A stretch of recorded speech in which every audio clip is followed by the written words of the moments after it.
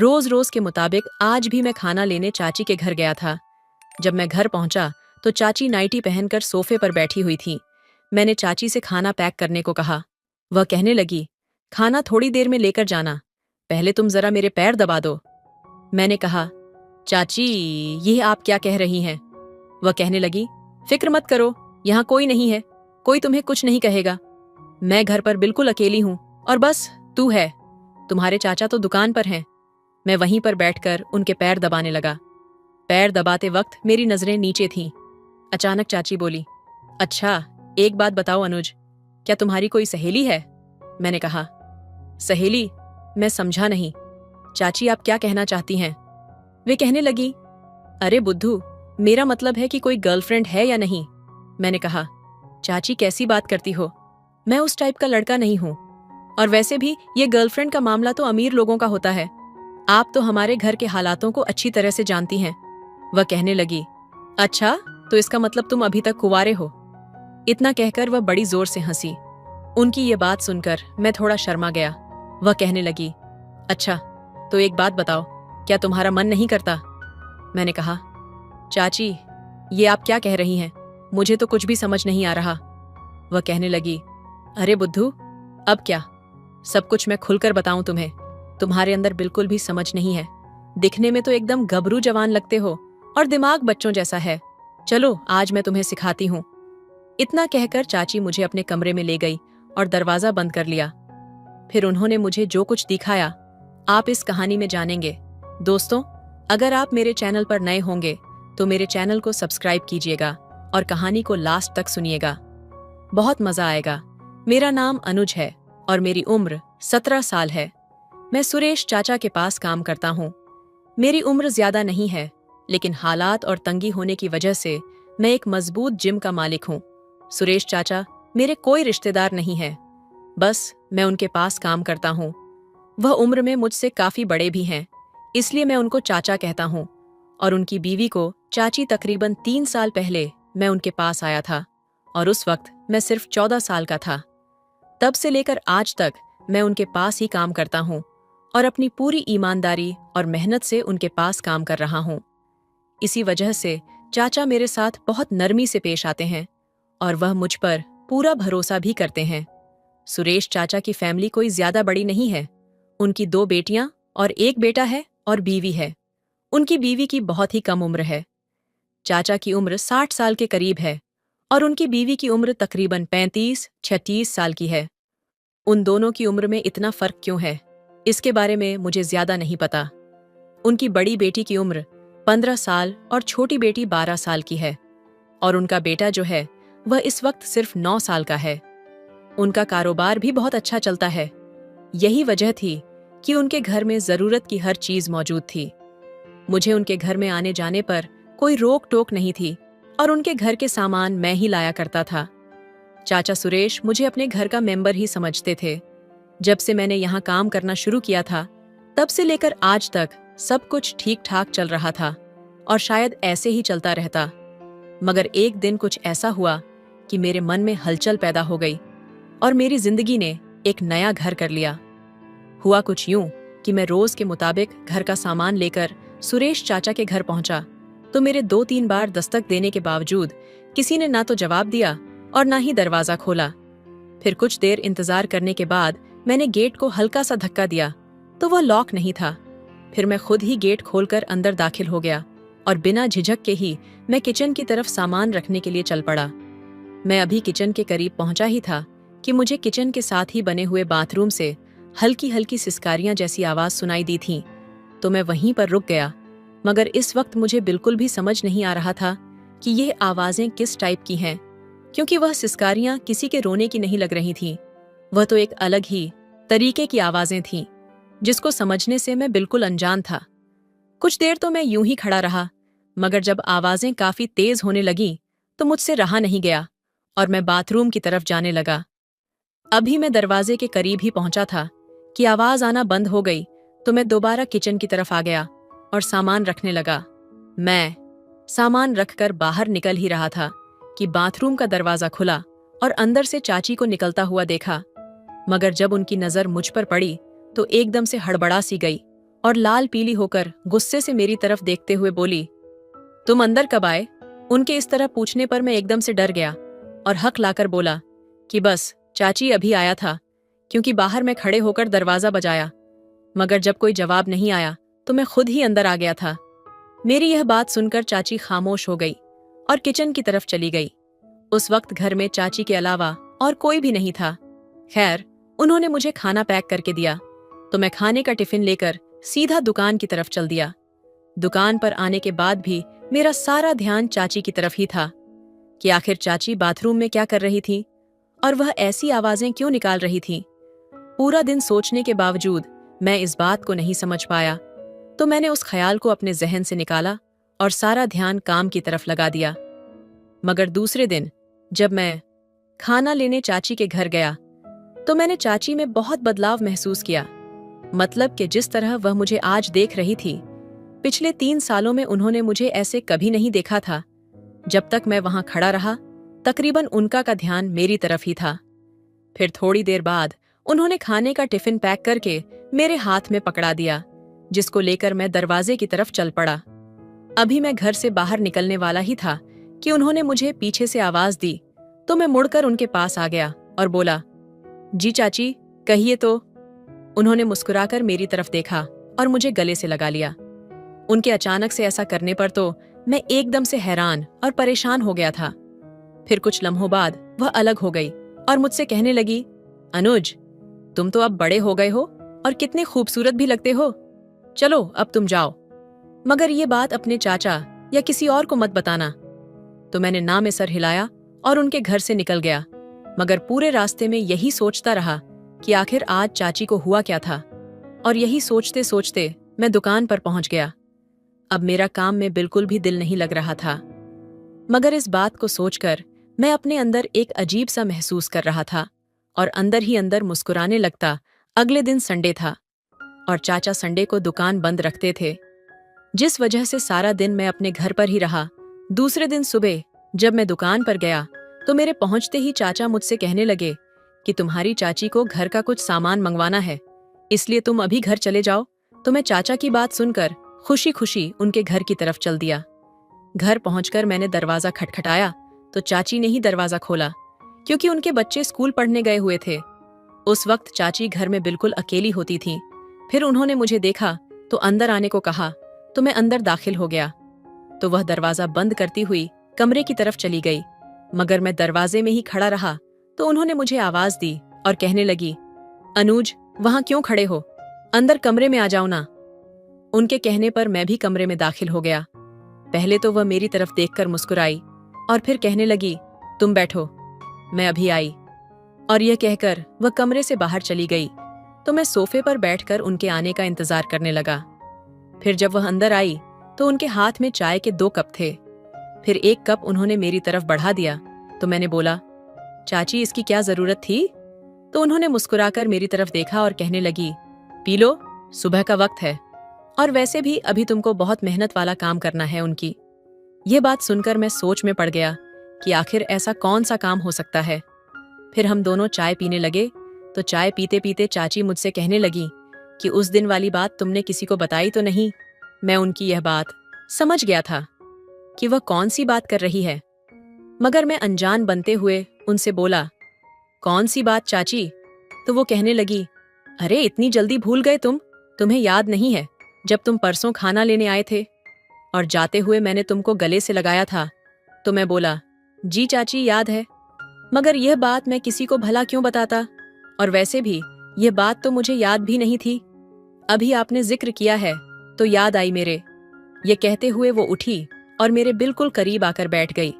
फिर मुझसे कहने लगी, देखो, अभी तुम में इतनी समझ नहीं है कि कौन सी बात छुपाने वाली है और कौन सी नहीं, क्योंकि जो काम मैं तुमसे लेने वाली हूँ उसके बारे में किसी को पता नहीं चलना चाहिए।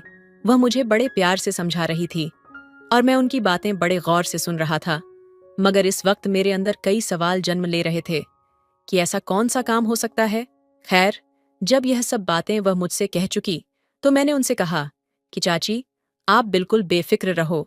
मैं आपसे वादा करता हूँ कि आप जिस बात को मना करेंगी वह बात मैं किसी को भी नहीं बताऊंगा। मेरी यह बात सुनते ही वह एकदम से मुस्कुराते हुए बोली, शाबाश बेटा, मुझे तुमसे यही उम्मीद थी। और यह कहकर वह खड़ी हो गई। मगर हैरत का पहाड़ तो मुझ पर उस वक्त टूटा जब चाची ने पैरों की मालिश करने को बोला। कहने लगी, आज काम बहुत ज्यादा था, इसलिए मैं बहुत थक गई हूं अनुज, तुम थोड़े पैर दबा दो। मैंने कहा, चाची ये आप क्या कह रही हैं? वह कहने लगी, फिक्र मत करो, यहां कोई नहीं है, कोई तुम्हें कुछ नहीं बोलेगा। मैं घर पर बिल्कुल अकेली हूं और तुम्हारे चाचा तो दुकान पर हैं। मैं वहीं पर बैठकर पैर दबाने लगा। पैर दबाते वक्त मेरी नजरें नीचे ही थीं। अचानक चाची बोली, अच्छा एक बात बताओ अनुज, क्या तुम्हारी कोई सहेली है? मैंने कहा, सहेली? मैं समझा नहीं, चाची आप क्या कहना चाहती हो? वह कहने लगी, अरे बुद्धू, मेरा मतलब है कि कोई गर्लफ्रेंड है या नहीं। मैंने कहा, चाची कैसी बातें करती हो, मैं उस टाइप का लड़का नहीं हूं, और वैसे भी ये गर्लफ्रेंड का मामला तो अमीर लोगों का होता है, आप तो हमारे घर के हालातों को अच्छी तरह से जानती हैं। वह कहने लगी, अच्छा, इसका मतलब तुम अभी तक कुंवारे हो। इतना कहकर वह बड़ी जोर से हंसी। उनकी यह बात सुनकर मैं थोड़ा शर्मा गया। वो कहने लगी, अच्छा तो एक बात बताओ, क्या तुम्हारा मन नहीं करता? मैंने कहा, चाची आप क्या कह रही हैं? मुझे कुछ समझ नहीं आया। वह कहने लगी, अरे बुद्धू, अब तो सब कुछ मैं खुलकर बताऊंगी तुम्हें, तुम्हारे अंदर बिल्कुल भी समझ नहीं है, दिखने में तो एकदम गबरू जवान लगते हो और दिमाग बच्चों जैसा है। चलो आज मैं तुम्हें सिखाती हूँ। उनकी ये बात सुनकर मैं थोड़ा घबरा गया। मैंने कहा, चाची मुझे देर हो रही है, मैं दुकान पर जाता हूँ। वह कहने लगी, अभी तो आए हो, इतनी क्या जल्दी है, रुको तो जरा। इतना कहकर उन्होंने मुझे रोक लिया। फिर वह कहने लगी, तुम जानते हो तुम्हारे चाचा कितने बूढ़े हो गए हैं, उनकी और मेरी उम्र में कितना फर्क है। काश मैं गरीब घर में पैदा ना हुई होती तो इस बूढ़े के साथ कभी शादी ना होती। इतना कहकर वह कहने लगी, थोड़े घुटने भी दबा दो ना। मैं थोड़ा हिचकिचाने लगा। वो कहने लगी, शर्माओ मत, तुम दबा दो। उस वक्त उन्होंने मैक्सी पहनी हुई थी और मैक्सी को कुछ ज्यादा ही ऊपर खींच लिया था। इस तरह का नजारा मैंने पहले कभी नहीं देखा था, इसलिए मैं बहुत नर्वस था। वह कभी कभी बातें करते हुए मेरे बालों में हाथ फेर देती, फिर कहने लगी, तुम्हारे चाचा तो मुझे खुश कर ही नहीं पाते, दुकान से आकर ही सो जाते हैं। मैं तो अभी जवान हूं, भला मैं कहाँ जाऊं? अब तुम ही बताओ मैं क्या करूं? मैं उनकी बातें सुन तो रहा था, लेकिन कुछ पल्ले नहीं पड़ रहा था। अचानक उन्होंने मेरा हाथ पकड़कर अपने पास बिठा लिया और मुझसे चिपक कर बैठ गई।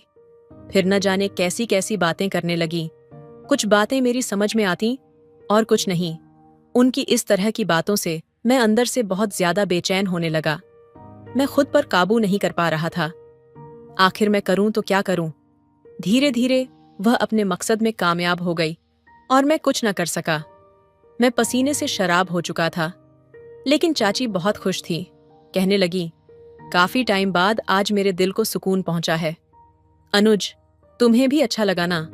मैंने उनकी बात का कोई जवाब नहीं दिया और नजरें झुकाकर इसी तरह बैठा रहा। और फिर इस तरह उन्होंने मुझसे वह मेहनत वाला काम करवा ही लिया जिसकी थकान मुझे 2 दिन तक महसूस होती रही। लेकिन उसके बाद मैं अपने अंदर बहुत बड़ी बदलाव महसूस करने लगा था। मुझे ऐसा लग रहा था कि अब मैं बड़ा हो चुका हूं। अगले दिन जब मैं खाना लेने चाची के घर आया तो आज भी चाची इसी काम के लिए तैयार बैठी थी और फिर वक्त गुजरने का पता ही नहीं चला।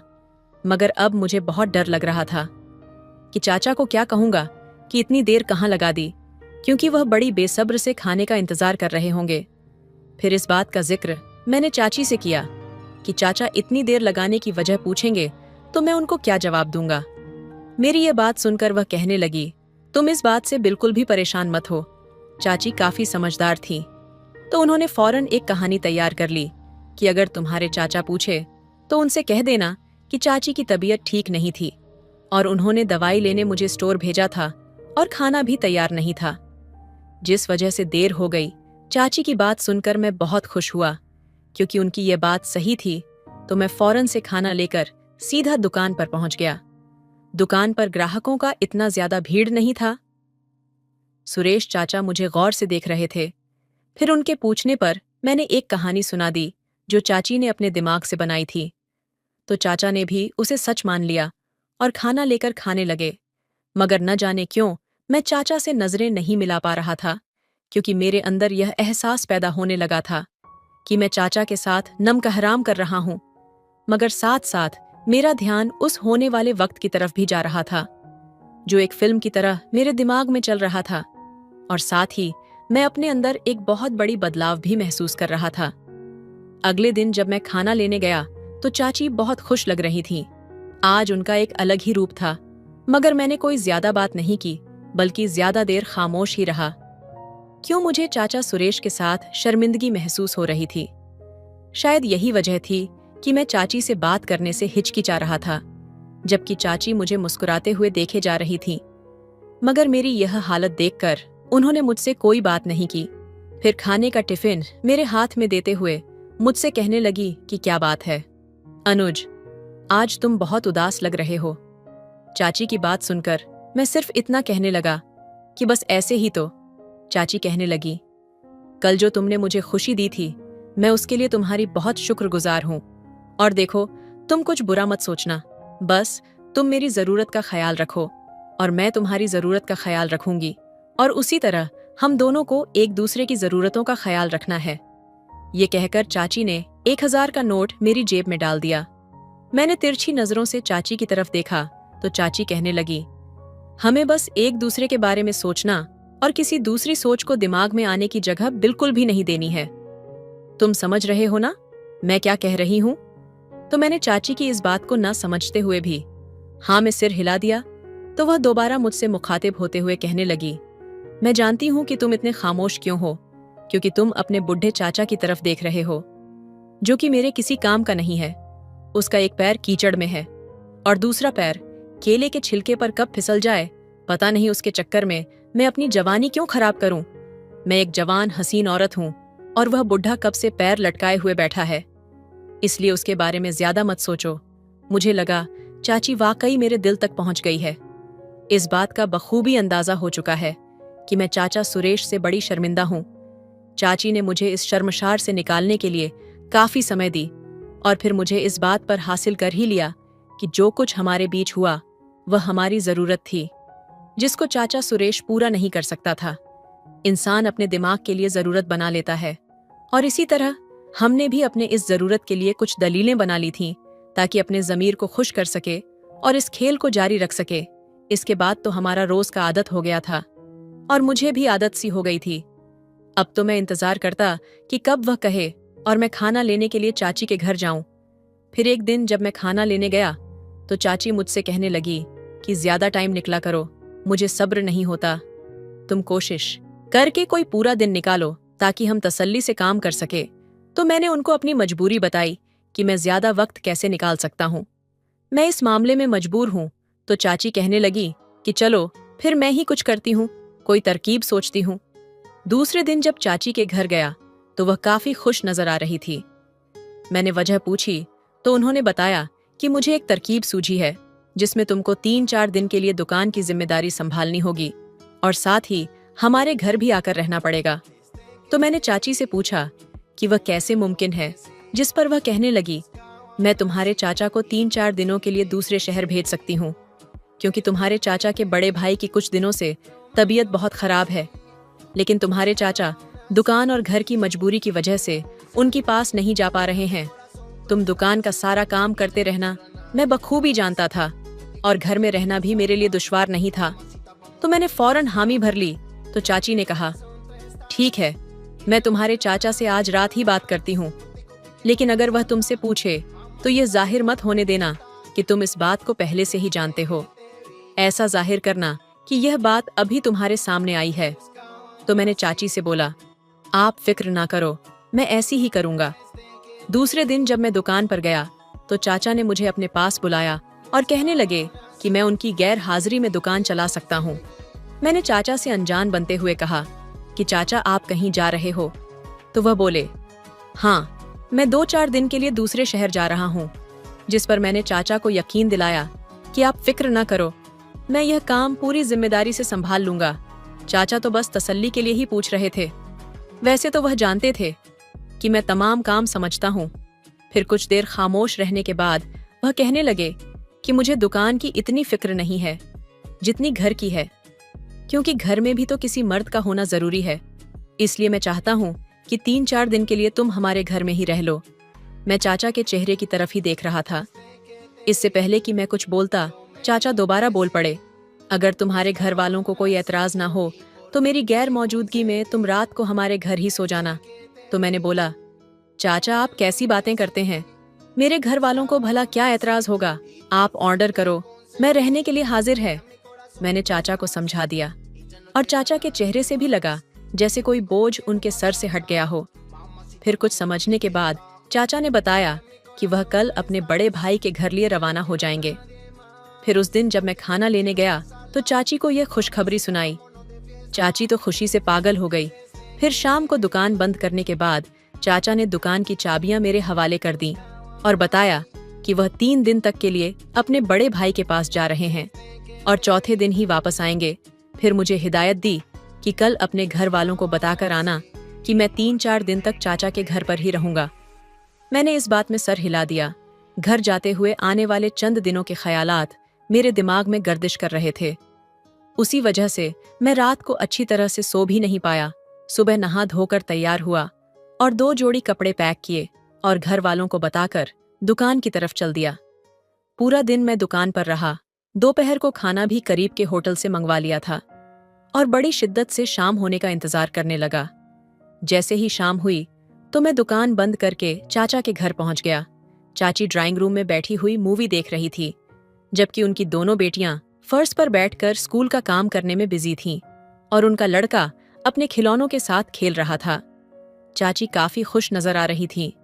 मैंने पहले तो दुकान का सारा हिसाब किताब बताया और सभी पैसे चाची के हाथ में पकड़ा दिए। फिर चाची ने मेरे लिए खाना गर्म किया और टेबल पर लगा दिया। जब मैं खाना खा चुका तो चाची भी दूसरे सोफे पर जाकर बैठ गई। चाची मुझसे कह रही थी कि इसे अपना ही घर समझो, मगर चाची की बड़ी बेटी बार बार अपनी किताबों से नजरें उठाकर मेरी तरफ ही देख रही थी। उनके बच्चे मुझे जानते थे और मुझसे काफी घुले मिले हुए भी थे, लेकिन आज पहली बार मैं यूं इस वक्त उनके घर आया था, इसलिए शायद उन्हें कुछ हैरानी हुई थी। चाचा की बड़ी बेटी काफी समझदार थी। उसे इस बात का पता था कि उनका बाप घर नहीं है, इसलिए मैं उनके घर रहूंगा जब तक कि उनका बाप वापस ना आ जाता। अभी मुझे बैठे हुए कुछ देर गुजरी थी कि चाची का बेटा खिलौने छोड़कर मेरी गोद में आकर बैठ गया और कुछ देर मेरी गोद में खेलता रहा और फिर सो गया। चाची उसे मेरी गोद से लेने के लिए मेरे करीब आई तो मेरी नजरें गैर इरादी तौर पर उनकी बेटी की तरफ उठ गई कि कहीं उसने अपनी माँ का मेरे इतने करीब आना देख तो नहीं लिया। वह अपने काम में बिजी थी। चाची उसको मेरी गोद से उठाते हुए बोली कि चलो तुम भी आओ, तुम्हें तुम्हारे सोने की जगह दिखा दूं। मैं खामोशी से उठा और चाची के पीछे चल दिया। चाची ने पहले तो अपने बेटे को अपने रूम में लिटाया, फिर एक कमरा छोड़कर अगले कमरे का दरवाजा खोलते हुए कहने लगी कि यह तुम्हारा कमरा है और तुम्हें यहाँ कोई डिस्टर्ब नहीं करेगा सिवाय मेरे। यह कहते हुए चाची मुस्कुराई और एक आंख दबा दी। मैंने कहा, ठीक है। मैं भी मुस्कुराकर उनकी तरफ देखने लगा। मेरे साथ वाला कमरा ही दोनों बेटियों का था। कमरा देखकर हम वापस ड्राइंग रूम में आ गए। चाची और मैं काफी देर तक इधर उधर की बातें करते रहे। जब रात को 10 बजे तो चाची अपनी बेटियों को सोने के लिए कहने लगी। फिर मैंने भी सोने को कहकर उठ गया। सोना कहाँ था, बस उनकी बेटियों को भूलवाना था। तो मैं अपने कमरे में आकर लेट गया। फिर तकरीबन 12 बजे के करीब मेरे कमरे का दरवाजा खुला तो मैंने देखा कि कमरे में चाची दाखिल हुई हैं। फिर वह मेरे करीब आई और मुझसे कहने लगी, उठो और मेरे कमरे में चलो। और इस तरह चाची मुझे उठाकर अपने कमरे में ले गई और अंदर से दरवाजा बंद कर लिया।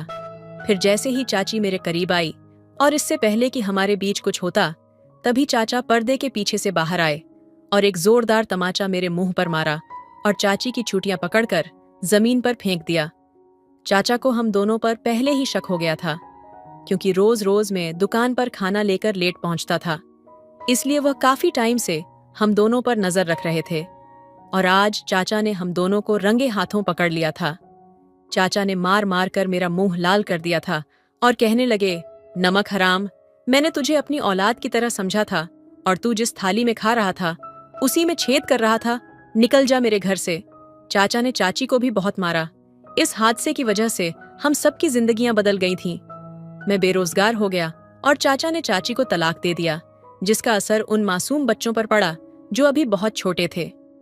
अब आप बताएं दोस्तों, इसमें सबसे ज्यादा गलती किसकी थी, अनुज की या फिर चाची की? और इस हादसे की वजह से सबसे ज्यादा नुकसान किसका हुआ? अपनी राय कमेंट में जरूर दें। वीडियो अच्छी लगे तो लाइक करें, शेयर करें, सब्सक्राइब करें। धन्यवाद। हेलो दोस्तों, स्वागत है आपका हमारे चैनल पर। मेरा नाम श्रेया है और मेरी उम्र 18 साल है और आरव 26 साल का बहुत ही स्मार्ट और हैंडसम है। उसे मैं दिल में ही बहुत प्यार करती थी, पर बोल नहीं पा रही थी।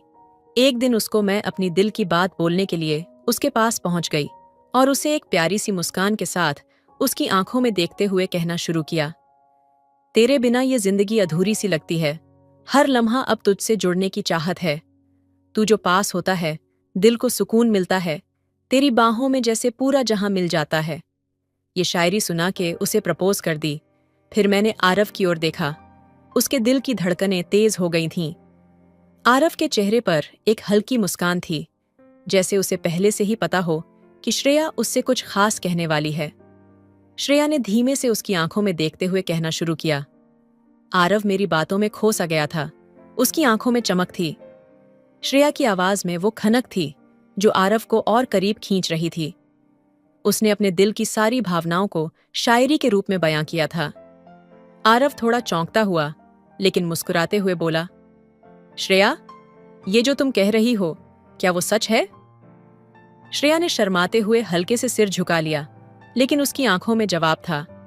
फिर उसने थोड़ा और हिम्मत जुटाते हुए कहा, तूने मेरी जिंदगी को खूबसूरत बना दिया है। तेरी आंखों में मुझे मेरा जहां मिल गया है। तेरी हंसी की वो मासूमियत दिल को भा जाती है। तेरे करीब होने से हर दर्द छुप सा जाता है। आरव अब और कुछ कहने की स्थिति में नहीं था। उसने धीरे से श्रेया का हाथ थाम लिया और कहा, तुम्हारे शब्द मेरे दिल के सबसे करीब हैं श्रेया। तुमने जो महसूस किया है वो मैं भी महसूस करता हूं। तुम्हारी मौजूदगी मेरी जिंदगी का सबसे खूबसूरत हिस्सा है। वो दोनों एक दूसरे की आंखों में खोए हुए थे, जैसे वक्त वहीं ठहर गया हो। श्रेया और आरव एक दूसरे के करीब बैठे थे। दोनों की आंखों में वो अनकही बातें थीं जो शायद शब्दों में बयां नहीं हो सकतीं। आरव ने धीरे से श्रेया का हाथ अपने हाथ में लेते हुए कहा, श्रेया, तुमने जो महसूस किया वही मैं भी महसूस करता हूं। मेरे दिल के हर कोने में तुम्हारा नाम लिखा है। श्रेया की आंखें भर आईं। उसने नर्म आवाज में कहा, आरव, तुम्हें पाकर ऐसा लगता है जैसे मेरी अधूरी जिंदगी पूरी हो गई है। तुम्हारे साथ बिताया हर पल मुझे खुद के करीब ले आता है और तुम्हारे बिना हर चीज अधूरी लगती है। आरव ने उसकी आंखों में झांकते हुए कहा, श्रेया, तुम मेरे लिए सिर्फ एक नाम नहीं हो, बल्कि वो ख्वाब हो जो मैंने हमेशा देखा था। तुम्हारे बिना ये ख्वाब अधूरा है। तुम्हारे बिना हर रंग फीका है। श्रेया ने हल्की सी मुस्कान के साथ कहा, तो फिर क्यों ना हम दोनों एक दूसरे के इस ख्वाब को पूरा कर दें? आरव ने उसकी ओर बढ़ते हुए कहा, तुम्हारे बिना इस जिंदगी की कोई मीनिंग नहीं है श्रेया। तुमसे हर पल जुड़ना, हर खुशी तुम्हारे साथ साझा करना और हर गम में तुम्हारा साथ होना, ये सब कुछ मैं चाहता हूं। उसने धीरे से श्रेया के कंधे पर हाथ रखा और पास आकर कहा, क्या तुम भी मेरे साथ हमेशा के लिए जुड़ना चाहोगी? श्रेया ने मुस्कुराते हुए अपनी आंखों में एक अद्भुत चमक के साथ हाँ कहा। उसने हल्के से अपना सिर आरव के कंधे पर टिका लिया, मानो उसकी दुनिया पूरी हो गई हो। उन दोनों के बीच अब कोई शब्द नहीं थे, बस एक गहरी चुप्पी थी जिसमें प्यार का एक खूबसूरत एहसास था। उनके दिलों की धड़कनें एक दूसरे के लिए प्यार का इकरार कर रही थीं।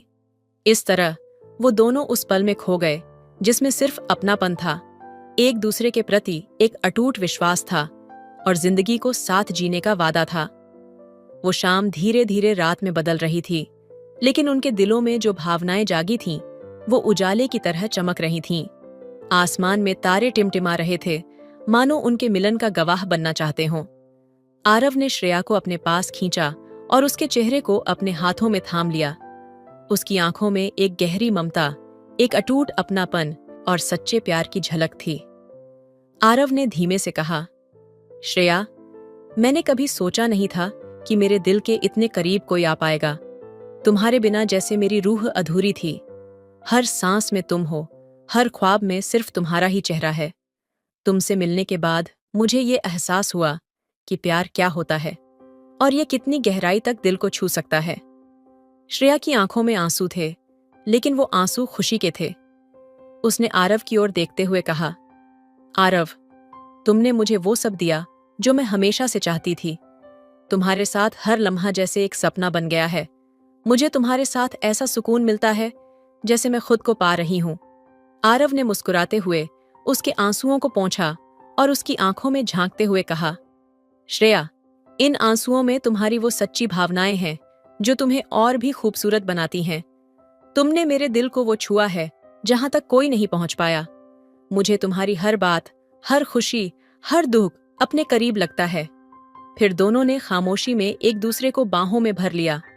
उस आलिंगन में ऐसा अपनापन और गर्माहट थी जैसे समय वहीं ठहर गया हो। श्रेया ने अपनी आंखें बंद कर लीं और आरव की बाहों में सिमटकर उसने महसूस किया कि यह वही प्यार है जिसकी उसे हमेशा तलाश थी। वो दोनों एक दूसरे की सांसों को महसूस कर रहे थे, मानो दो रूहें एक दूसरे में घुलती जा रही हों। आरव ने धीरे से उसके कानों में कहा, श्रेया, ये जिंदगी मैं सिर्फ तुम्हारे साथ बिताना चाहता हूं। हर सुबह तुम्हारे साथ जागना, हर शाम तुम्हारे साथ बिताना और हर सपने को तुम्हारे साथ पूरा करना चाहता हूं। क्या तुम भी मुझे अपनी पूरी जिंदगी दे सकती हो? श्रेया ने उसकी आंखों में प्यार भरी नजर से देखते हुए कहा, आरव, ये जिंदगी मेरी नहीं है, ये तो तुम्हारी है। तुम्हारे बिना मेरी जिंदगी का कोई मतलब नहीं। मैं तुम्हारी हूं और हमेशा तुम्हारी रहूंगी। उनके बीच अब कोई शब्द नहीं थे, सिर्फ एक अटूट प्यार था, एक ऐसा रिश्ता जो दोनों के दिलों में जड़ें जमा चुका था। उस रात तारे उनके प्यार की गवाही दे रहे थे और चांद उनकी खुशियों पर मुस्कुरा रहा था। उस रात का खूबसूरत आलम दोनों के दिलों में बस चुका था। आरव और श्रेया अपने अपने ख्यालों में खोए हुए एक दूसरे के और करीब आ चुके थे। मगर प्यार जितना गहरा था, उतनी ही उसमें एक नाजुकता भी थी, एक ऐसा एहसास जो उनके दिलों के करीब था लेकिन अनकहा था। अचानक दूर कहीं से एक धीमा, मधुर गाना बजने लगा। वो गाना मानो उनके दिलों की धड़कनों के साथ ताल मिला रहा था। गाने के बोल थे, तेरे बिना जिंदगी से कोई शिकवा तो नहीं, तेरे बिना जिंदगी भी, लेकिन जिंदगी तो नहीं। उस गाने ने दोनों के दिलों को जैसे छू लिया। एक तरफ प्यार की गहराई थी और दूसरी तरफ एक अदृश्य डर भी था। श्रेया के चेहरे पर मुस्कान थी, लेकिन उसकी आंखों में हल्की बेचैनी भी थी, जैसे उसे कुछ खोने का डर हो। आरव ने उसकी इस झिझक को महसूस कर लिया और उसके हाथ को अपने हाथों में थाम लिया। आरव ने धीरे से पूछा, श्रेया, क्या हुआ? तुम्हारी आंखों में कोई अनकहा सवाल है? क्या मुझसे कुछ छुपा रही हो? श्रेया ने थोड़ी देर खामोशी में उसके हाथों को महसूस किया, फिर एक गहरी सांस लेते हुए कहा, आरव, मुझे कभी कभी ये डर लगता है कि ये सब एक सपना ही तो नहीं। मैं तुम्हारे बिना खुद को अधूरा महसूस करती हूँ, लेकिन जिंदगी इतनी आसान नहीं होती। हमारे बीच उम्र का ये फासला, क्या ये हमारे रिश्ते में कभी कोई बाधा बनेगा? आरव ने उसकी आंखों में झांकते हुए गंभीरता से कहा, श्रेया, प्यार में उम्र, समाज या किसी और चीज की कोई अहमियत नहीं होती। हमारा रिश्ता दिलों का है और ये हर बाधा से ऊपर है। मैं तुम्हें कभी खोने नहीं दूंगा। लेकिन श्रेया के मन में अनजानी उलझनें अब भी बाकी थीं। उसने धीमे से कहा, लेकिन आरव, समाज की सोच, हमारी अलग अलग जिम्मेदारियां, क्या हम इन सब का सामना कर पाएंगे? आरव ने उसकी चिंता को समझते हुए उसे और करीब खींचा और उसके चेहरे को अपने हाथों में लेकर कहा, श्रेया, मैं जानता हूं कि ये राह आसान नहीं होगी, लेकिन मैं हर मुश्किल में तुम्हारे साथ खड़ा रहूंगा। चाहे लोग कुछ भी कहें, मुझे बस तुम्हारी परवाह है। तुम मेरी हो और हमेशा मेरी रहोगी। ये रिश्ता हमारा है और इसे हमें निभाना है। उनके बीच एक गहरी खामोशी थी, लेकिन इस बार उस खामोशी में एक समझ, एक वादा और अपने रिश्ते की मजबूती थी। बाहर मौसम बदल रहा था, जैसे बारिश की बूंदें उनकी भावनाओं को छूकर उनकी सच्चाई का इम्तिहान लेने आई हों। बारिश की हल्की बूंदें उन दोनों पर गिर रही थीं और दोनों ने एक दूसरे को थामे रहने का वादा कर लिया था। बरसात की वो पहली बूंद तेरे साथ इस जिंदगी का एहसास बनकर आई है। तेरे बिना ये सफर अधूरा था, पर अब जैसे ये सफर मुकम्मल है। उस रात बारिश की हर बूंद उनके रिश्ते की मजबूती और अपनेपन का गवाह बन रही थी और दोनों ने एक दूसरे के बिना ना जीने का एक नया इरादा कर लिया था। बारिश की बूंदें जैसे जैसे तेज होती जा रही थीं, आरव और श्रेया उस पल में खोए हुए थे। उनके बीच जो वादा था वो हर बूंद के साथ और गहराता जा रहा था। उनकी आंखों में अनगिनत ख्वाब थे और दिलों में अनगिनत एहसास। बारिश ने जैसे उनकी भावनाओं को और भी निखार दिया था। आरव ने श्रेया के चेहरे को अपने करीब लाते हुए कहा, तेरे साथ हर लम्हा यूं गुजारना चाहता हूं, तेरे हर दर्द को अपना बनाना चाहता हूं। कभी दूर ना हो ये तुम्हारी हंसी, तेरी मुस्कान में ही मुझे मेरा जहां नजर आता है। श्रेया की आंखों में आरव के शब्दों ने जैसे प्यार की एक और लहर जगा दी। उसने हल्की सी मुस्कान के साथ कहा, तुम हो मेरे हर ख्वाब का इकरार, तेरे बिना ये दिल भी है बेकरार। तेरी बाहों में ही है मुझे सुकून मिलता, तेरे बिना ये जिंदगी कुछ अधूरी सी लगती है। आरव ने उसका हाथ थामे रखा, जैसे अब कभी न छोड़ेगा। उसके दिल में एक ऐसा एहसास था जैसे वो इस प्यार को हर हाल में संभाल कर रखना चाहता था। लेकिन उसी पल श्रेया ने हल्की सी चिंता के साथ उसकी ओर देखा और बोली, आरव, मुझे कभी कभी डर लगता है। प्यार की ये राह जितनी खूबसूरत है उतनी ही जटिल भी है। आरव ने उसकी आंखों में झांकते हुए प्यार से कहा, जो हो साथ तेरा, हर मुश्किल आसान हो जाती है। तेरे बिना तो ये जिंदगी भी वीरान हो जाती है। चाहे जो भी हो, मैं तेरा साथ न छोड़ूंगा। तू मेरी धड़कन है, मैं तुझे हर कदम पर संभाल लूंगा। उनकी बातों में अब एक अनकही कस्में और वादे बंध रहे थे। उन दोनों ने एक दूसरे को भीगी हुई बारिश में थामे रखा। प्यार में मुश्किलें होंगी, ये हमें भी पता है, पर एक दूसरे का साथ रहेगा, ये हमारा वादा है। तेरी हर खुशी, हर दर्द में मैं शामिल रहूंगा। तेरी बाहों में ही इस जिंदगी का हर लम्हा जीऊंगा। बारिश की उन बूंदों में जैसे उनके प्यार की कस्में घुल गई थीं और दोनों ने एक दूसरे के साथ उस पल को अपनी जिंदगी का सबसे खूबसूरत पल बना दिया। आरव और श्रेया बारिश में भीगे हुए एक दूसरे को थामे खड़े थे। उनकी नजरों में गहरी मोहब्बत और दिल में एक अनकहा वादा था। जैसे जैसे बारिश की बूंदें तेज होती जा रही थीं, वैसे वैसे उनका प्यार भी गहराता जा रहा था। हर बूंद उनके रिश्ते की ताकत और उनके वादों की गहराई को बयान कर रही थी। तभी आरव ने श्रेया की ठंडी उंगलियों को अपने हाथों में कसकर पकड़ते हुए कहा, श्रेया, मैं जानता हूं कि हमारे रास्ते में कई मुश्किलें आ सकती हैं, लेकिन मैं हर कदम तुम्हारे साथ चलने का वादा करता हूं। तुम ही मेरे हर ख्वाब की हकीकत हो। श्रेया ने उसकी आंखों में झांकते हुए कहा, आरव, मैंने कभी नहीं सोचा था कि कोई मेरे दिल के इतने करीब आ सकता है। तुम्हारे बिना हर चीज अधूरी लगती है। तुमसे बिछड़ने का ख्याल भी मुझे डराता है। आरव ने उसकी आंखों में गहराई से देखते हुए कहा, तेरे बिन ये जिंदगी अधूरी सी लगती है। हर लम्हा अब तुझसे जुड़ने की चाहत है। तू ही मेरा सुकून, तू ही मेरा सपना है। तेरी बाहों में जैसे पूरा जहां अपना है। श्रेया की आंखों में प्यार और आंसू दोनों एक साथ छलक आए। उसने धीरे से कहा, तुम्हारे साथ रहने का ख्वाब मेरे दिल में हर रोज सजता है, पर हमें समझना होगा कि ये राहें आसान नहीं हैं। हमारा समाज, हमारे परिवार, ये सब भी हमारे रिश्ते को स्वीकार करेंगे या नहीं।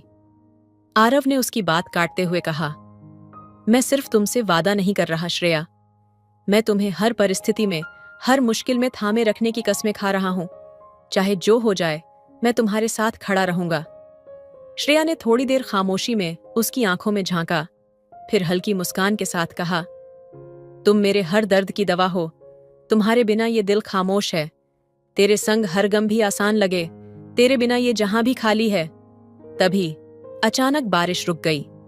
आसमान में बादल हट रहे थे और चांद की हल्की रोशनी उन दोनों पर पड़ रही थी। वो एक दूसरे के करीब खड़े पूरी दुनिया को भूल चुके थे। आरव ने धीरे से उसके माथे को चूमा और फुसफुसाते हुए कहा, श्रेया, हम इस चांद के जैसे रहेंगे। हर रात, चाहे कितनी भी अंधेरी क्यों ना हो, हमारे बीच ये रोशनी हमेशा बनी रहेगी। ये हमारा प्यार है जिसे कोई भी जुदा नहीं कर सकता। उस पल उन दोनों ने एक दूसरे को थामे रहकर उस रात को अपने प्यार की सबसे खूबसूरत याद बना दिया। दोनों के बीच जो वादे और अपनापन था वह अब अनकहा था, लेकिन अमिट था। ये कहानी दो दिलों की गहरी मोहब्बत और एक दूसरे के लिए समर्पण की कहानी है। इसमें प्यार की वह खूबसूरत झलक है जिसमें दो लोग न केवल एक दूसरे का सहारा बनते हैं, बल्कि हर मुश्किल और बाधा के सामने खड़े रहने का वादा भी करते हैं। इस रिश्ते में अपनापन, ईमानदारी और मजबूती की मिसाल है। ये कहानी हमें यह सिखाती है कि प्यार में सिर्फ रोमांस ही नहीं होता, बल्कि एक दूसरे के लिए निस्वार्थ समर्पण और संघर्ष भी शामिल होता है। जब दो लोग सच्चाई और ईमानदारी से एक दूसरे के साथ होते हैं, तो वे हर मुश्किल का सामना कर सकते हैं। तो दोस्तों, आपको यह कहानी कैसी लगी, कमेंट करके हमें ज़रूर बताएं। और कहानी अच्छी लगे तो चैनल को सब्सक्राइब कीजिए। मिलते हैं अगली कहानी में, तब तक अपना ख्याल रखिए। धन्यवाद। नमस्ते दोस्तों, आज मैं आपको अपने जीवन के उस दिन के बारे में बताने जा रहा हूँ जिसने मेरे और मेरी सौतेली माँ के बीच रिश्ते को एक नए मोड़ पर ला खड़ा किया। ये वो दिन था जब हम दोनों ने एक दूसरे के करीब होने की कोशिश में अपने दिल की धड़कनों को शायद कुछ पल के लिए अपने मर्यादाओं से परे महसूस किया। उस दिन स्कूल से घर लौटते समय मैं थका हुआ था, लेकिन घर पहुंचते ही माहौल में एक अजीब सी गर्माहट महसूस हुई। शाम का वक्त था और सुनहरी धूप खिड़की से छनकर कमरे में फैली हुई थी। जब मैंने रसोई की तरफ कदम बढ़ाए तो मुझे एक हल्की सी गुनगुनाहट सुनाई दी, जो मेरी सौतेली माँ के कमरे से आ रही थी। उस आवाज में एक ऐसी कशिश थी जिसने मुझे अनजाने में ही उनकी ओर खींच लिया। उनका कमरा थोड़ा सा खुला था और मैंने देखा कि वो अपने बिस्तर पर बैठी हुई थीं, पुराने एल्बम को अपने हाथों में थामे। उनके चेहरे पर हल्की सी मुस्कान थी और आंखों में जैसे कोई भूली बिसरी यादें तैर रही थीं। धीरे धीरे मैंने दरवाजे पर हल्की दस्तक दी। वो चौंकी, फिर हल्की सी मुस्कान के साथ मुझे अंदर बुलाया। दोस्तों, आप सबसे मेरी विनती है कि मेरे चैनल को प्लीज जरूर सब्सक्राइब कीजिएगा। चलिए जल्दी से कहानी को शुरू करते हैं। उस शाम हमारी बातों में कुछ ऐसा था जो साधारण नहीं था। मैं उनके पास बैठ गया और हमने मिलकर एल्बम के पन्ने पलटे। हर तस्वीर के साथ उन्होंने अपने जीवन की एक कहानी मुझे सुनाई। उनकी आवाज में एक ऐसी गहराई थी जो मुझे एक नए एहसास से भर रही थी। हमें पता था कि हम दोनों के बीच एक बंधन है, लेकिन उस पल में वो बंधन और भी गहरा महसूस होने लगा। उनकी आंखों में एक नमी थी और मेरे दिल में अजीब सी बेचैनी। हमें दोनों को ही एहसास था कि यह रिश्ता मर्यादा से परे नहीं जा सकता, लेकिन उस शाम की नरम रोशनी में ऐसा लगा मानो हमारे दिल अपनी अपनी सीमाएं भूलने को तैयार हो रहे थे। हमारे बीच अनकही बातों की एक अनदेखी डोर थी जो हमें एक दूसरे के करीब खींच रही थी। जैसे ही मैंने उनका हाथ छुआ, उन्होंने हल्के से अपना हाथ खींच लिया, लेकिन उनकी आंखों में जो देखा वो शायद हमेशा के लिए मेरे दिल में रह जाएगा। हम दोनों ने बिना कुछ कहे ही बहुत कुछ समझ लिया। एक पल में जैसे हमने तय किया कि यह एहसास चाहे कितना भी गहरा क्यों न हो, हमें अपने रास्ते पर ही रहना है। उस शाम ने हमें एक दूसरे के दिल के करीब ला दिया था, लेकिन हम दोनों ने अपने मर्यादाओं की लक्ष्मण रेखा को कभी पार नहीं किया। उस शाम के बाद से हमारे बीच की नजदीकियां कुछ और गहरी हो गईं। हमारी मुलाकातें अब थोड़ी और लंबी होने लगीं और हर बात में एक अनकहा आकर्षण महसूस होता था। एक दूसरे की उपस्थिति में हमें ऐसा लगता मानो हर चीज थम सी गई हो। एक शाम जब मैं पढ़ाई कर रहा था तो उन्होंने मेरे कमरे में कदम रखा। उनके हाथों में 2 कप कॉफी थी। उन्होंने मुझे देखकर हल्की सी मुस्कान दी और पास बैठ गईं। हमने कॉफी का पहला घूंट लिया, लेकिन हमारे बीच की खामोशी में जो कहा नहीं गया वही शायद सबसे ज्यादा असरदार था।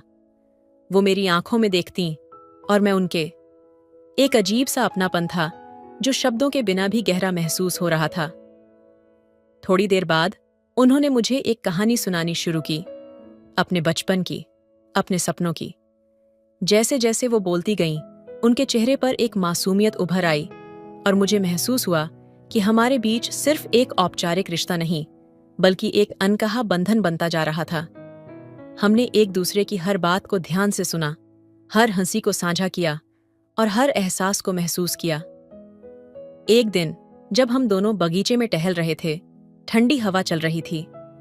मैंने धीरे से अपना हाथ उनकी ओर बढ़ाया। अनजाने में ही शायद उनके करीब होने की चाहत मुझे ऐसा करने पर मजबूर कर रही थी। उन्होंने एक पल के लिए मेरी ओर देखा। उनकी आंखों में एक गहरी झलक थी, मानो वो भी इसी एहसास से गुजर रही हों। हम दोनों ने उस पल को पूरी तसल्ली से जिया, लेकिन हमारे बीच की यह अनकही दूरी शायद हमें यह याद दिलाने के लिए थी कि हमें अपनी मर्यादा का भी ध्यान रखना है। हमें पता था कि यह रिश्ता चाहे कितना भी गहरा क्यों न हो, इसे शब्दों में नहीं ढाल सकते। उनकी नजदीकी में एक सुकून था और हमारी हर मुलाकात में एक नयापन। हम दोनों ने कभी एक दूसरे से कुछ कहा नहीं, लेकिन हमारे बीच की यह कहानी हर मुलाकात के साथ और गहरी होती गई। उस शाम के बाद जैसे हमारे बीच खामोशी भी बातचीत करने लगी थी। मैं अक्सर खुद को उनके पास होने का बहाना ढूंढते हुए पाता, और ऐसा ही उनके साथ भी था। अब हमारे बीच हर मुलाकात में एक अनकहा इंतजार शामिल हो गया था, एक अनकही उम्मीद की शायद अगली बार हम और करीब आएंगे। एक दिन बारिश हो रही थी, मौसम ठंडा था और घर में एक सुकून भरी खामोशी फैली हुई थी। मैं खिड़की के पास बैठा बाहर बारिश को देख रहा था। तभी उन्होंने कमरे में कदम रखा। उनके हाथ में एक मोटी शाल थी। धीरे से मुस्कुराते हुए उन्होंने शाल मेरे कंधों पर डाल दी और पास बैठ गईं। बारिश की हल्की बूंदों की आवाज के बीच हम दोनों बिना कुछ कहे एक दूसरे के करीब आ गए। थोड़ी देर बाद उन्होंने मुझे अपनी पसंदीदा किताब सुनाने का सुझाव दिया। मैंने किताब खोली और हम दोनों के बीच किताब के शब्द एक नया रिश्ता बुनने लगे। हर पंक्ति, हर लफ्ज में एक अपनापन था, जैसे वो कहानी हमारी ही हो। जैसे ही मैं पढ़ता गया, उन्होंने अपने सिर को हल्के से मेरे कंधे पर टिका दिया। मेरे दिल की धड़कनें तेज हो गईं, लेकिन मैंने खुद को संयम में रखा। हम दोनों उस पल में जैसे खो गए थे। हर पन्ना पलटने के साथ हमारे बीच की दूरी कम होती गई और हम बिना कुछ कहे ही सब कुछ महसूस करने लगे। वो पल, वो खामोशी, वो सुकून, सब कुछ इतना खूबसूरत था कि शब्द बेमानी लगने लगे। बारिश अब भी हो रही थी और हम दोनों उस सुकून भरे एहसास में खोए हुए थे। ये जानने के बावजूद कि हमें इस रिश्ते को सीमाओं में बांधे रखना है, हमारे दिल शायद उस पल में कुछ और ही चाह रहे थे। इस एहसास में एक जादू था, एक मिठास थी और एक ऐसा अपनापन था जो किसी भी शब्द से परे था। बारिश की उस शाम के बाद जैसे हमारे रिश्ते में कुछ नया खिल गया था। हम दोनों के बीच अनकहे एहसासों का एक पुल बनने लगा था, जिसे पार करने की चाह तो थी, पर संकोच भी था। हर मुलाकात में हम एक दूसरे के करीब आने की कोशिश करते, लेकिन एक अनदेखी लकीर हमें रोक भी देती। शायद यह एहसास ही था कि हम अपनी सीमाओं से भले ही बंधे थे, लेकिन हमारे दिल अब पूरी तरह से आजाद हो चुके थे। एक शाम जब घर में सिर्फ हम दोनों थे, उन्होंने मुझे रसोई में मदद करने के लिए बुलाया। हल्की हल्की धुन बज रही थी और वो मुस्कुराते हुए सब्जियां काट रही थीं। उस हल्की रोशनी में उनके चेहरे पर एक अलग ही नूर था। मैं भी पास आकर उनके साथ काम में लग गया, लेकिन मन में एक अनजानी हलचल थी। काम करते करते हमारे हाथ अचानक एक साथ सब्जी पर पड़ गए। वो क्षण मानो ठहर सा गया। हमारे हाथ एक दूसरे को छूकर हटने का नाम नहीं ले रहे थे।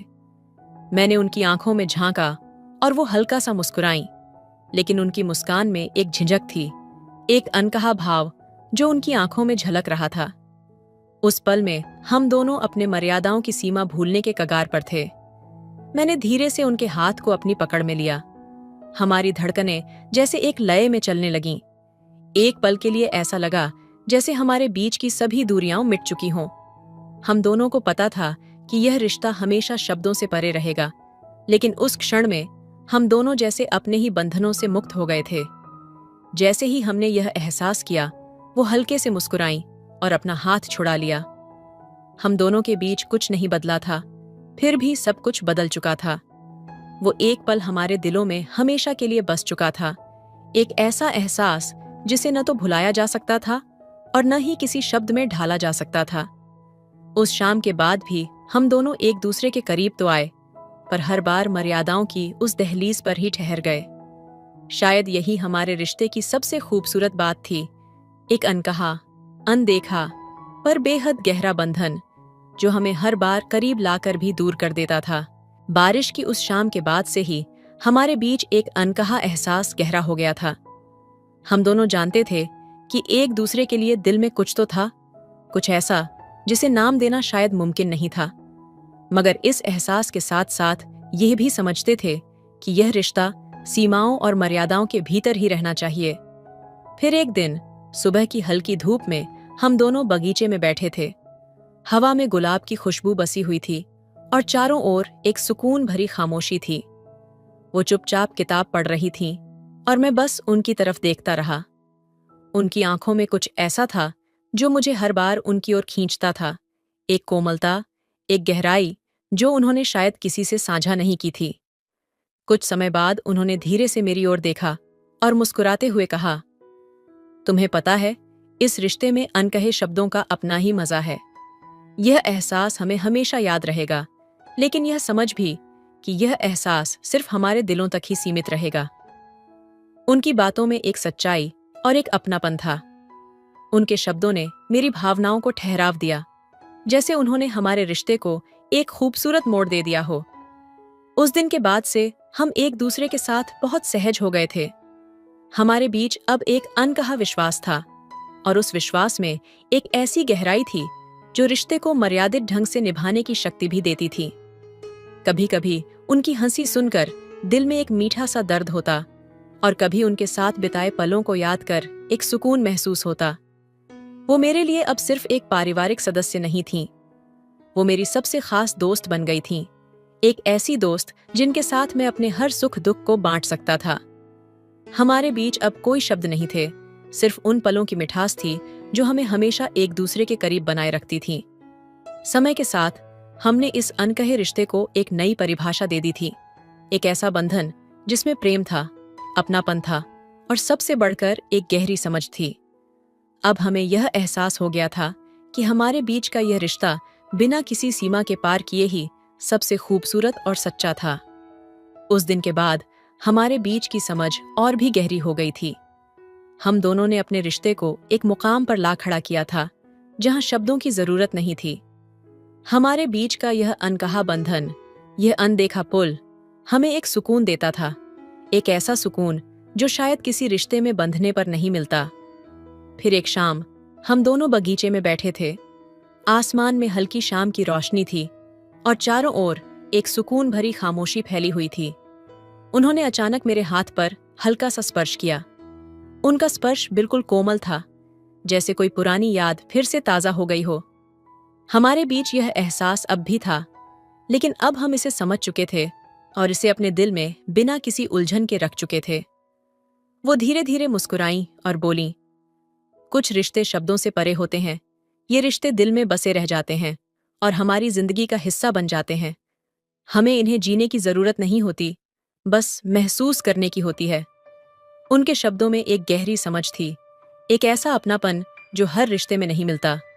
उस शाम जैसे हमारे बीच की सभी बातें और सभी अनकही भावनाएं एक सुकून भरी शांति में घुल गईं। हम दोनों जान गए थे कि हमारे रिश्ते का सबसे खूबसूरत हिस्सा यही अनकहा बंधन था। इस रिश्ते में जो अपनापन और गहराई थी, वो शायद किसी अन्य रिश्ते में नहीं मिलती। वक्त ने हमें समझा दिया था कि यह अनकहा रिश्ता हमारे दिल में हमेशा अपनी जगह बनाए रखेगा। उस शाम के बाद हम एक नए विश्वास के साथ अलग हुए कि हमारे बीच का यह अनकहा बंधन हमेशा रहेगा, एक सजीव एहसास बनकर, एक ऐसा एहसास जो शब्दों में नहीं बंध सकता। यही हमारी कहानी थी, अनकहे एहसासों की दहलीज पर खड़े एक खूबसूरत रिश्ते की कहानी जो सदा के लिए हमारे दिलों में बसे रहने वाली थी। मेरा नाम पूजा है और मैं 32 साल की शादीशुदा औरत हूँ। मेरी शादी को 4 साल हो चुके हैं और मेरा 1 साल का बेटा भी है। मैं दिखने में अभी भी पहले जितनी ही खूबसूरत हूँ। इसी वजह से सोहम ने यह भी नहीं सोचा कि मैं उसकी सगी चाची लगती हूँ। वैसे मैंने भी उसे बहुत समझाया कि अगर उसके घर में उसके चाचा को पता चल गया तो प्रॉब्लम हो जाएगी, लेकिन सोहम नहीं माना और वह तो मेरे पीछे ही पड़ गया। इसलिए आखिरकार मुझे ही हाँ कहनी पड़ी और फिर सोहम ने मेरे साथ पूरे 1 महीने तक। हेलो दोस्तों, आज की इस कहानी में आप सभी का स्वागत है। दोस्तों, कहानी सुनने से पहले आप सभी से रिक्वेस्ट करूंगी कि हमारे चैनल को सब्सक्राइब, लाइक एंड शेयर करें जिन्होंने अभी तक नहीं किया, और कर ली हो तो उसके लिए धन्यवाद। दोस्तों, जल्दी से कहानी आपको सुनाते हैं। दोस्तों, हमारे शहर में कपड़े की दुकान है, इसलिए मैं और मेरा पति सूरज 2 साल से गांव छोड़कर हम शहर ही रहने आ गए थे। इस बार सोहम अपने स्कूल की छुट्टी बिताने हमारे पास आया था। सोहम मेरे जेठ जी का बड़ा बेटा है। वह अभी 10वीं क्लास में पढ़ता था। उसे अब की बार 1 महीने की छुट्टियां मिली थीं, इसलिए वह छुट्टियां एंजॉय करने के लिए हमारे पास आ गया। जब सोहम आया तो उसे लेने के लिए बस स्टॉप पर मैं ही गई थी, क्योंकि मेरे पति मुकेश तो हमेशा की तरह दुकान पर ही थे। मैं जब सोहम को बस स्टॉप से लेने के लिए गई थी तो मैंने जीन्स और टी शर्ट पहन ली थी, क्योंकि मैं कभी कभार ऐसे कपड़े पहन लेती हूँ और मेरे पति भी मुझे कुछ नहीं कहते हैं। बस स्टॉप पर बैठा हुआ मेरा ही इंतजार कर रहा था। अब मैं आपको सोहम के बारे में बताती हूँ। वह मेरे जेठ जी का लड़का है, जो कि गांव में रहते हैं। मैंने दूर से ही उसे आवाज लगा दी, लेकिन सोहम मुझे जीन्स में देखकर बिल्कुल भी नहीं पहचान पाया और इधर उधर देखने लगा। जब मैंने उसे हाथ से इशारा किया, तब वह मेरे पास आया और पास आते ही सबसे पहले उसने मेरे पैर छुए। मैंने भी उसे आशीर्वाद दिया और गले से लगाकर कहा कि यार, अब बस भी करो। सोहम, मैं इतनी भी बूढ़ी नहीं हुई हूं। तभी सोहम ने हंसते हुए कहा कि नहीं चाची, आप तो अभी भी 18 साल की लग रही हो। मैंने तो आपको पहचाना ही नहीं। अगर आपने सिंदूर ना लगाया होता तो आपको कोई नहीं कह सकता कि आप एक बच्चे की माँ हो। तो मैंने सोहम को सहलाते हुए कहा कि अब बस भी करो, इतना भी झूठ मत बोलो यार। तुम्हारे चाचा तो कहते हैं कि अब मुझ में वह बात नहीं रही। तभी सोहम बोला कि सच कह रहा हूं चाची, आप बहुत क्यूट लग रही हो। मैं तो सोहम के मुंह से अपनी तारीफ सुनकर बहुत खुश हो रही थी, क्योंकि मेरे पति तो मेरी तारीफ करते ही नहीं थे। वह तो बस अपना काम निकालते और सो जाते। घर आते वक्त सारे रास्ते सोहम ने मेरा हाथ पकड़ कर रखा। मैंने सोहम को बोला कि तुम इतने भी छोटे नहीं हो जो गुम हो जाओगे। तभी सोहम बोला कि फिर क्या हो गया चाची, कौन सा आपका हाथ मैला हो रहा है। सोहम की हाइट मेरे से थोड़ी सी कम थी और ऊपर से मैंने भी आज साड़ी नहीं पहनी थी, इसलिए मुझे थोड़ा सा अनकंफर्ट फील हो रहा था। घर पहुंचते ही सोहम नहा लिया। मैंने उसके लिए चाय के साथ थोड़ा नाश्ता भी बना दिया। इसके बाद हम दोनों ने बैठकर चाय पी। फिर मैंने सोहम से अपनी जेठानी और जेठ जी का हालचाल भी पूछा और सूरज को भी फोन करके बता दिया कि सोहम आ चुका है। मेरा बेटा भी अभी तक सो रहा था। वैसे मेरे बेटे का नाम आर्यन है, लेकिन हम उसे प्यार से अंशु कहते हैं। फिर बातों ही बातों में मैंने सोहम से पूछ ही लिया कि अभी तक कोई गर्लफ्रेंड बनाई है या फिर सिंगल ही घूम रहे हो। मेरे मुंह से ऐसी बातें सुनकर सोहम तो शर्माने लगा। फिर मैंने उससे कहा कि अब बता भी दो ना यार, इतना क्या लड़कियों की तरह शर्मा रहे हो। मैं कौन सा जिठानी जी को बताने वाली हूं। सोहम बोला कि नहीं चाची, ऐसी बात नहीं है, एक लड़की है, लेकिन मैंने उसे अभी तक कुछ नहीं बताया। तभी मैंने हंसते हुए बोला कि अच्छा, इसका मतलब तुमने अभी तक कुछ नहीं किया है। तो सोहम बोला कि कुछ करना तो छोड़ो चाची, मैंने तो अभी तक कुछ देखा भी नहीं है। सोहम की ऐसी बातें सुनकर मेरा तो हंस हंस कर पेट में दर्द होने लगा था। बातें करते करते कब 5 बज गए हमें पता ही नहीं चला और मेरा बेटा आर्यन भी जाग गया, इसलिए सोहम उसके साथ खेलने लगा और मैं घर का काम करने में लग गई। फिर थोड़ी देर बाद सोहम आर्यन को मेरे पास लाया, क्योंकि वह बहुत ज्यादा रो रहा था। सोहम बोला कि चाची, बहुत देर हो गई है, यह चुप नहीं हो रहा है, अब आप ही इसको संभालिए। जब मैंने आर्यन को लिया तो मुझे पता चल गया कि वह भूखा है, क्योंकि आज दोपहर को भी मैंने उसे दूध नहीं दिया था। इसीलिए मैं रसोई में ही उसे दूध पिलाने लगी। मैं जब अपने बेटे आर्यन को दूध पिला रही थी तो सोहम मेरी ही तरफ देख रहा था, और जब मैंने सोहम की तरफ देखा तो उसने नजरें घुमा दी। मैं समझ चुकी थी कि सोहम के मन में क्या चल रहा है। मेरे देखते ही सोहम वहां से जाने लगा तो मैंने उसे रोक लिया कि कोई बात नहीं। सोहम, क्या हो गया है तुम्हें? इसमें शर्माने वाली कौन सी बात है यार। उसके बाद मैंने सोहम को बोला कि आर्यन को बेड पर लेटा दो, अब ये कई घंटों तक नहीं जागेगा। फिर मैंने सभी के लिए खाना बना लिया और इतने में सूरज भी दुकान से आ गए थे, तो वह भी नहाकर खाना खाने के लिए बरामदे में आ गए। खाना खाने के बाद सूरज ने राहुल से थोड़ी देर तक बातें की। उसके बाद मैंने रसोई का काम समेट दिया और फिर सूरज अपने कमरे में सोने के लिए चले गए, क्योंकि वह दिन भर काम की वजह से थक जाते हैं। इसके बाद मैंने हमारे पास वाले कमरे में सोहम के लिए बिस्तर लगा दिया, क्योंकि बाहर अब थोड़ी थोड़ी ठंड पड़ने लगी थी, और फिर मैं अपने कमरे में चली गई। तब तक सूरत ने आर्यन को भी झूले में सुला दिया था और वह मेरा ही इंतजार कर रहे थे। लेकिन जब मैं जूड़ा बनाते हुए बेड पर पहुंची तो मैंने देखा कि सूरज तो मेरा इंतजार करते करते सो चुके थे। यह देखकर मेरी तो सारी फीलिंग ही मर गई, क्योंकि पिछले कई दिनों से सूरज थोड़ा टेंशन में थे। शायद दुकान सही नहीं चल रही थी। फिर मैंने भी उन्हें नहीं जगाया, क्योंकि मैं उन्हें और परेशान नहीं करना चाहती थी। इसलिए मैं भी मायूस होकर लेट गई। लेकिन फिर मुझे याद आया कि आज तो सोहम भी आया हुआ है तो मैं टाइम पास करने के लिए उसके कमरे में चली गई। सोहम बेड पर लेटा हुआ फिल्म देख रहा था और मुझे देखकर एकदम से बैठ गया और बोला कि अरे चाची, क्या हुआ, आप अभी तक सोई नहीं? तो मैं बोली कि कुछ नहीं, वह मुझे नींद नहीं आ रही थी, इसलिए तुम्हारे पास आ गई।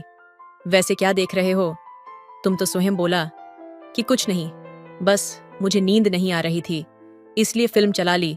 तो मैंने मजाक करते हुए पूछा कि अच्छा, कौन सी फिल्म देख रहे हो? कहीं वह वाली फिल्म तो नहीं चला रखी है? तो सोहम शर्माते हुए बोला कि नहीं चाची, आप ये कैसी बातें कर रही हो? तो मैंने उसे कहा कि क्यों, क्या हो गया, क्या तुम इंग्लिश फिल्में नहीं देखते? तो सोहम बोला कि हाँ, वो कभी कभार देख लेता हूं। फिर सोहम ने भी मुझसे पूछ लिया कि आप भी देखती हो चाची? तो मैंने भी बोल दिया कि हाँ, मैं भी कभी कभार तुम्हारी तरह ही देख लेती हूं। फिर सोहम बोला कि सच में चाची, आप इतनी प्यारी प्यारी बातें करती हो कि जी करता है आपसे सारी रात ऐसे ही बातें करता रहूं। तो मैं हंसते हुए बोली कि अभी 1 महीने तक रुकोगे तो तुम भी मेरी बातों से ऊब जाओगे, जैसे तुम्हारे चाचा बोर हो गए हैं। फिर सोहम धीरे से बोला कि चाची, अगर आप बुरा ना मानो तो एक बात कहूं तो? मैंने उससे कहा कि हाँ, बोलो सोहम, मैं भला क्यों बुरा मानूंगी? तो सोहम बोला कि चाची, अगर आपके पास पड़ोस में कोई आपके जैसी हो तो मुझसे सेठ करवा दो ना, प्लीज, मेरी भी छुट्टियां आसानी से गुजर जाएंगी। तो मैं भी नखरे दिखाते हुए बोली कि अच्छा बेटा, इतनी देर से बोल रहे थे कि आप बहुत प्यारी हो, क्यूट हो। अगर मैं तुम्हें इतनी ही क्यूट लगती हूं तो फिर आस पड़ोस में क्यों, मुझ में क्या बुराई है? तभी सोहम मुस्कुराते हुए बोला कि चाची, कैसी बातें कर रही हो, आपकी तबीयत तो ठीक है ना? तभी मैं मुंह फुलाते हुए बोली कि क्या मतलब है तुम्हारा, तबीयत से तुम्हें क्या लगता है? मुझे कुछ नहीं पता। आज सुबह जब मैं आर्यन को दूध पिला रही थी तो तुम किधर देख रहे थे, और जब मैं फर्श पर पोंछा लगा रही थी तब क्या कर रहे थे, और अब मेरे सामने भोले बन रहे हो, तुम्हें क्या लगता है? मैं कुछ नहीं जानती। मेरी इतनी सारी बातें सुनकर सोहम के तो चेहरे पर 12 बज गए और वह बोला कि सॉरी चाची, सॉरी, आप तो बुरा ही मान गई यार, मैं तो बस मजाक कर रहा था। तभी मैंने सोहम से कहा कि नहीं, इसमें सॉरी बोलने वाली कोई बात नहीं है, तुम सब लड़के एक जैसे ही होते हो, पहले तो गुस्सा दिला देते हो और उसके बाद सॉरी बोलकर हमें ही शर्मिंदा कर देते हो। फिर सोहम ने मुझे खुश करने के लिए कहा कि चाची, गुस्से में तो आप और भी ज्यादा खूबसूरत लगती हो। तो मैं बेड से खड़ी होते हुए बोली कि अब बस करो, इतना मस्का लगाने की जरूरत नहीं है, और अब सो जाओ, मुझे भी सुबह जल्दी उठना है। जैसे ही मैं जाने लगी तो सोहम ने मेरा हाथ पकड़ लिया और बोला कि चाची, अब तो हम फ्रेंड बन चुके हैं ना, तो फिर बताओ मुझे आपके साथ कब मौका मिलेगा? फिर मैंने भी सोहम का जी जलाते हुए कहा कि इतनी जल्दी भी नहीं मिलेगा, और यह कहकर मैं हंसती हुई अपने कमरे में आ गई। फिर सुबह मैं भी लेट उठी थी। जब तक मैंने चाय बनाई तब तक सूरज भी बाहर से घूम कर आ चुके थे और वह सोहम को भी अपने साथ ले गए। सोहम की आंखों में अभी भी नींद दिखाई दे रही थी। मैंने सूरज को बोला भी था कि बेचारे सोहम की नींद क्यों खराब कर रहे हो, देखो जरा उसकी आंखें अभी भी लाल हो रही हैं। तो सूरज मुस्कुराते हुए बोले कि कुछ नहीं होगा, संजना, धीरे धीरे आदत पड़ जाएगी, और वह चाय पीने लगे। इतने में आर्यन भी जाग चुका था, इसलिए मैं भी उसे दूध पिलाने लगी। उसके बाद सूरज बोले कि पूजा, तुम जल्दी से हमारे लिए खाना बना दो, आज सोहम को भी मैं अपने साथ ले जा रहा हूं, यह भी दुकान देख आएगा। जैसे ही उन्होंने सोहम को साथ ले जाने की बात कही, मेरे तो सारे सपने ही ठंडे पड़ गए। मैंने सूरज को कहा कि इतनी भी क्या जल्दी है, कल ही तो आया है बेचारा, आराम से दिखा देना।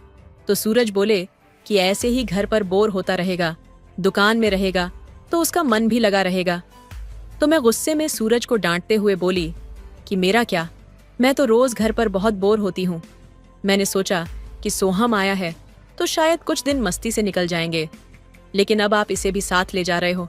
मेरे मुंह से इतना कुछ सुनने के बाद सूरज ने मेरे गाल खींचते हुए कहा कि अच्छा ठीक है बाबा, नहीं ले जा रहा हूँ, अब तो गुस्सा मत करो, लेकिन सच कहूँ तो तुम गुस्से में और भी ज्यादा खूबसूरत लगती हो।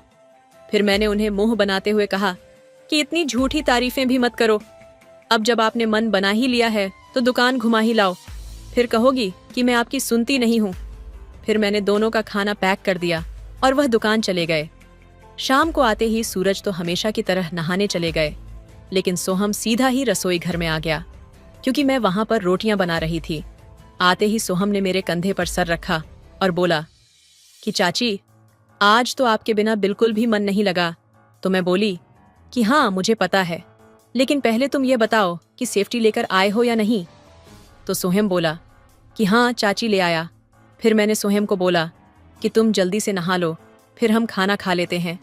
जब तक सोहम नहा कर आया तब तक सूरज तो खाना खा चुके थे और आर्यन के साथ खेल रहे थे। फिर मैंने सोहम के लिए भी खाना लगा दिया और रस में बर्तन साफ करने लगी। खाना खाने के बाद सोहम भी बर्तन लेकर रसोई में आ गया और मुझे काम करता हुआ देखकर बोला कि चाची, आप इतना काम करती हो तो थक जाती होंगी, लाइए मैं भी साफ कर देता हूँ। तो मैंने मुस्कुराते हुए कहा कि अच्छा, तो अब चाची को इम्प्रेस कर रहे हो। तो सोहम बोला कि चाची, ऐसी बात नहीं है, पर पता नहीं क्यों आजकल आप पर कुछ ज्यादा ही दुलार आ रहा है। तो मैंने भी सोहम को छेड़ते हुए कहा कि मैं जानती हूँ सोहम इतना दुलार क्यों आ रहा है। ऐसा सुनकर सोहम की भी हंसी निकल पड़ी और वह बोला कि आप भी ना चाची, हर बात का उल्टा मतलब निकाल लेती हो। इसके बाद मैं अपने कमरे में गई तो सूरज मेरा ही इंतजार कर रहे थे और आर्यन को उन्होंने हमेशा की तरह सुला दिया था।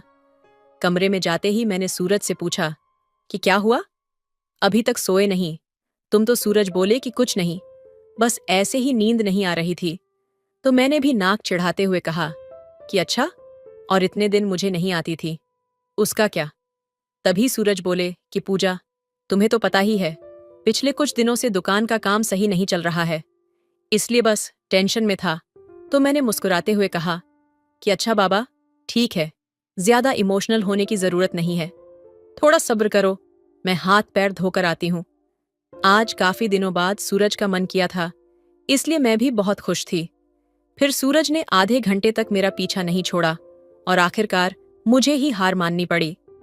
आज काफी दिनों बाद सूरज ने मुझे इतना समय दिया था, नहीं तो वह 2 मिनट भी नहीं टिक पाते। इसके बाद हम बातें करते करते सो गए और सोहम का तो मुझे ख्याल ही नहीं आया। फिर सुबह जब मैं सोहम को चाय देने गई तो उसने चाय भी नहीं पी।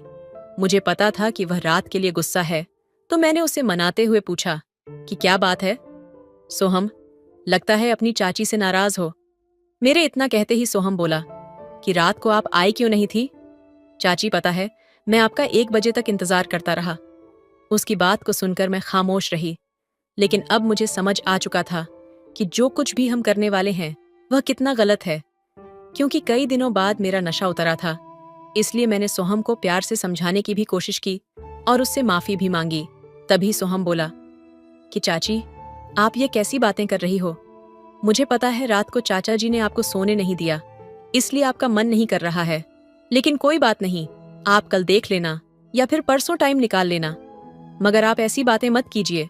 सोहम की बेचैनी देखकर मैं बहुत परेशान हो गई थी। अब मैं जान चुकी थी कि सोहम नहीं समझने वाला। इतने में ही सूरज ने आवाज लगा दी कि पूजा, जल्दी से खाना तैयार कर दो, आज मुझे जल्दी जाना है।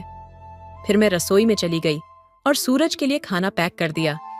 सूरज जब जाने लगे तो मैंने उनसे कहा कि ऐसा कीजिए, आज भी सोहम को अपने साथ ले जाइए, क्योंकि मैं जानती थी अगर वह घर पर रहेगा तो मेरा पीछा नहीं छोड़ेगा। लेकिन तभी सूरज बोले कि यह क्या बात हुई? कल तो तुम कह रही थी कि उसे घर पर रहने दो और आज साथ ले जाने की बात कर रही हो, और सोहम का भी कल दुकान पर मन नहीं लग रहा था। इतना कहकर सूरज तो चले गए। सूरज के जाते ही सोहम मेरे पीछे रसोई में आ गया और मुझे मनाने की कोशिश करने लगा कि प्लीज चाची, मान जाइए ना। सोहम का ऐसा हाल देखकर मुझे भी लगने लगा था कि अब वह नहीं मानने वाला, और इसका कारण भी मैं ही थी। इसलिए थक हार कर मैंने सोहम को हाँ बोल दिया कि अच्छा बाबा, ठीक है सोहम, चलो फिर कमरे में चलते हैं।